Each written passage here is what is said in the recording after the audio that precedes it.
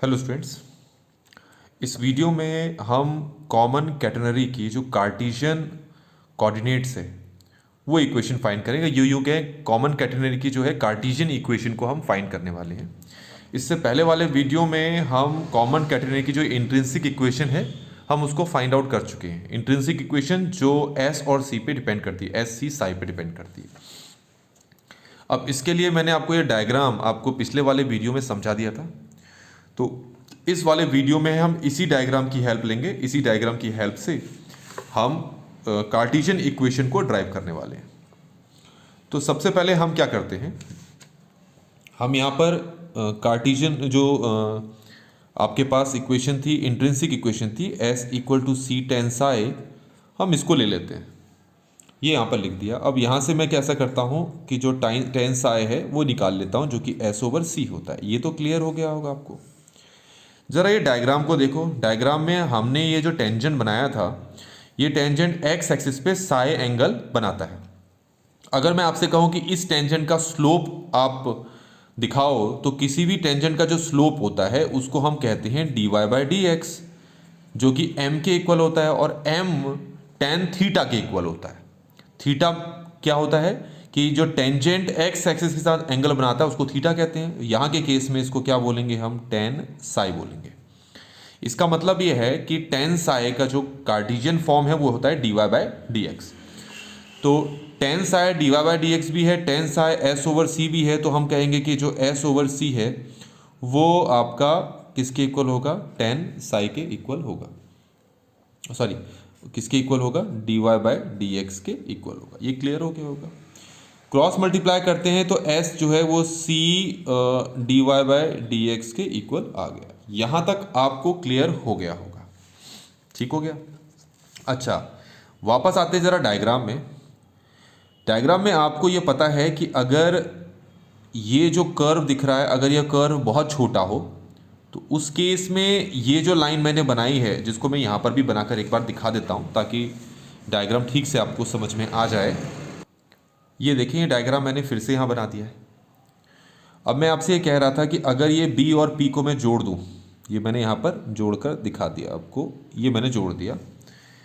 यहाँ से ये लाइन आगे मैं एक्सटेंड कर देता हूँ और ये लाइन में आगे बढ़ा देता हूँ। ठीक है, ये आपको ट्रायंगल दिख गया। अगर मैं आपसे कहूँ कि ये जो कर्व मैंने छोटा सा टुकड़ा लिया है जिसको कि मैंने एस कहा है, अगर ये बहुत छोटा हुआ तो ये लाइन, ये लेंथ और ये लेंथ लगभग बराबरी तो मानी जाएगी। तो इसका मतलब ये हो गया कि अगर ये बहुत छोटा हुआ तो फिर मैं इसको क्या बोलने वाला हूं, क्योंकि ये तो एस लिया था, तो अब मैं इसका बहुत छोटा सा पार्ट लेना चाहता हूं, तो इसको मैं क्या बोल दूंगा, डीएस बोलूंगा। ये रिप्रेजेंट करता है वाई एक्सिस को, क्योंकि इसकी भी लेंथ बहुत छोटी होगी, इसको मैं डी वाई मान लेता हूं यहां पर। तो ये वाली लेंथ भी क्या हो जाएगी आपके पास, डी एस ही होगी। ये क्लियर हो गया, ये समझ में आ गया। ध्यान रखना, ये जो लाइन है ये एक्स एक्सिस के पैरेलल है, और ये आपको पता है जब दो लाइंस पैरेलल होती हैं तो इनके ये एंगल्स इक्वल होते हैं, कॉरस्पॉन्डिंग एंगल्स। तो ये क्लियर हो गया होगा आपको, ठीक हो गया। तो अगर ये पॉइंट जो है, ये बी पॉइंट जो है बिल्कुल पी के बहुत नज़दीक होगा, तो ऐसे केस में ये जो टेंजेंट है और ये जो लाइन है दोनों एक दूसरे को ओवरलैप करेंगी। तो उस केस में ये वाला एंगल भी कितना होगा, साई ही होगा। ये समझ में आया आपको। तब जब ये बी जो है पी के बिल्कुल क्लोज हो जाएगा, तभी तो ये ट्रायंगल बनेगा जिसमें इसको डी वाई, इसमें इसको डी एक्स, और ये डी एक्स है और इसमें इसको डी एस बोलेंगे, तब ये एंगल हमारा साई होगा। साई इसी बेसिस पे होगा कि ये जो लेंथ है एक तो बहुत छोटी हो जाएगी और लगभग इसके पैरेलल हो जाएगी। तो ये समझ में आ गया होगा। अब यहां पर हमने यूज करना है जरा इसका, इसके यूज करने पर हम आगे सॉल्व करेंगे। अब कैसे करेंगे, ध्यान रखना इस चीज का। यहां पर इसको तो पहले हम डिफरेंशिएट कर लेते हैं। तो अगर मैं इसको डिफरेंशिएट करूं x के रिस्पेक्ट में, तो ये हमारे पास क्या हो जाएगा, d S over D x, ये c हो जाएगा, और ये हो जाएगा d square y over D x square. यहां तक समझ में आ गया होगा आपको, ठीक हो गया। अब क्या करना है हमें इसके आगे, अब यहां पर आ जाते हैं।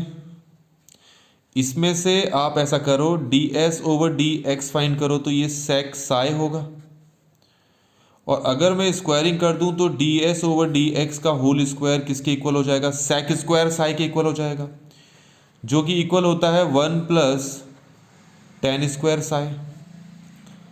तो D S over D x का होल स्क्वायर इक्वल हो जाएगा 1 प्लस, इसकी वैल्यू कितनी होगी, ऊपर लिख चुके हैं किसी जगह पर, टेन साई किसके इक्वल है, D Y by D x के।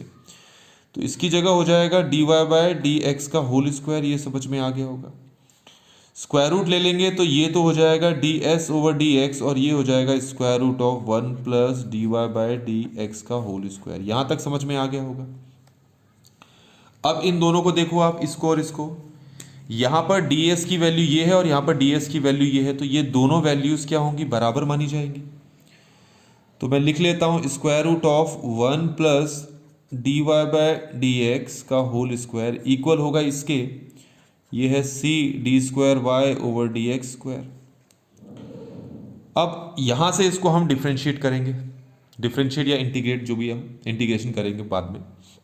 तो कैसे करेंगे, सिंप्लीफाई लेट कर लेते हैं पहले, आगे सॉल्व करने के लिए हमें थोड़ा सा इसको सिंप्लीफाई करना पड़ेगा। D Y by D x की जगह एक नया वेरिएबल इंट्रोड्यूस कर देते हैं, जेड मान लेते हैं।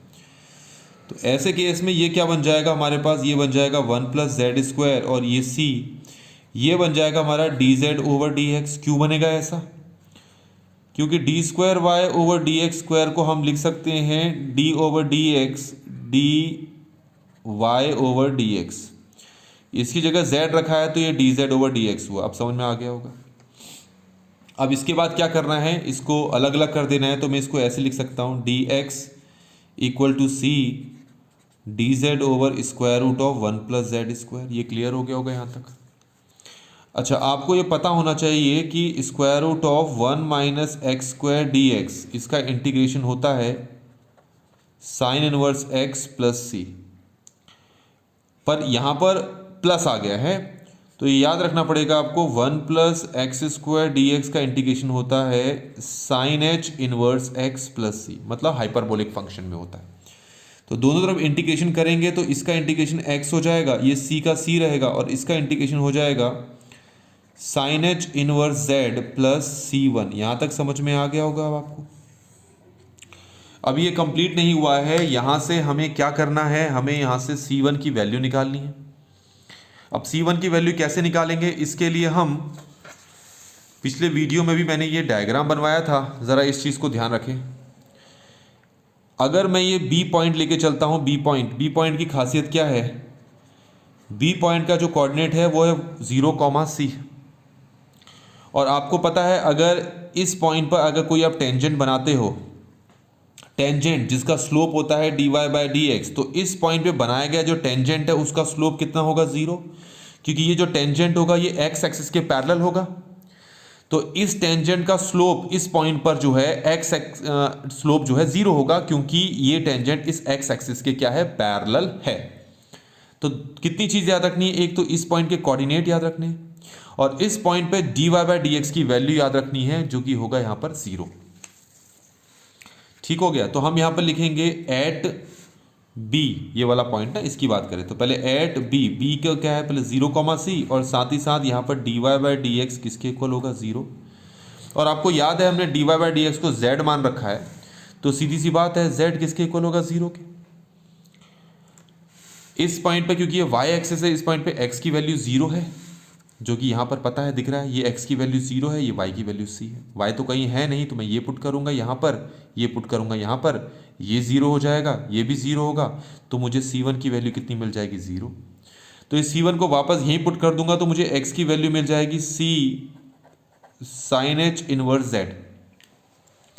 इसके बाद क्या करना है, मैं इसको ऐसे लिख सकता हूँ, ज़रा देखें, x over c equal to sine H inverse z, और इसको लिख सकता हूँ मैं z equal to sine H x over C. यहाँ तक आपको समझ में आ गया होगा। अभी ये कंप्लीट नहीं हुई है कार्टेशियन इक्वेशन। तो अब इसके बाद हमें क्या करना है, जो ये z दिख रहा है इसकी ओरिजिनल वैल्यू हम यहाँ पर पुट करने की कोशिश करेंगे। इसकी ओरिजिनल वैल्यू पुट करेंगे, क्या होता है, तो z हमारे पास है sine H x over c, इसकी जगह लिखेंगे हम d Y by D x equal to sine H x over c, cross multiply करेंगे तो डी वाई इक्वल होगा साइन एच एक्स ओवर सी और ये होगा डी एक्स। इंटीग्रेशन करेंगे डी वाई का इंटीग्रेशन वाई होगा। अच्छा, एक चीज़ ध्यान में रखें आप कि जो साइन एक्स है उसका इंटीग्रेशन होता है माइनस कॉस एक्स प्लस सी, लेकिन जब हम हाइपरबोलिक फंक्शन का इंटीग्रेशन करेंगे तो वो प्लस में देगा, plus cos H X plus C. तो इसका आंसर हमारे पास कितना आएगा, ये आएगा कॉस एच एक्स ओवर सी, और आपको पता है एक्स का जो कोफिशिएंट होता है ऑलवेज उसको डिनोमिनेटर में लिखते हैं, प्लस सी टू। तो यहाँ से y की वैल्यू कितनी आ गई, c cos H x over c plus c two. यहाँ तक समझ में आ गया। इसको मैं अगले पेज में दोबारा लिख देता हूँ। तो ये मैंने दोबारा लिख दिया। फिर से हम सेम पॉइंट की बात करेंगे एट पॉइंट बी जिसके कोऑर्डिनेट क्या थे 0, c, है ना। हम वापस इसी पॉइंट की बात करेंगे। अब इस पॉइंट की वैल्यू को फिर से यहाँ पर पुट करेंगे, एट पॉइंट बी पुट करो, x की वैल्यू 0 पुट करो और y की वैल्यू c पुट करो। यहाँ c पुट करोगे, ये c है, x की वैल्यू 0 को यहाँ पर पुट करोगे तो cos h 0 जो होता है 1 होता है। तो यहाँ से c2 की वैल्यू मुझे कितनी मिल गई, 0। इसको वापस यहाँ पुट करोगे तो y equal to C cos H x over C. तो बच्चों ये हमारे पास जो आया है इसको कहते हैं cartesian equation of common catenary. ठीक हो गया। तो पिछले वीडियो में हम intrinsic equation of catenary discuss कर चुके थे, s equal to C tan psi, और इस वाले वीडियो में हम y equal to C cos H x over C को डिस्कस कर चुके हैं। आई होप कि आपको ये पूरा डेरिवेशन समझ में आया।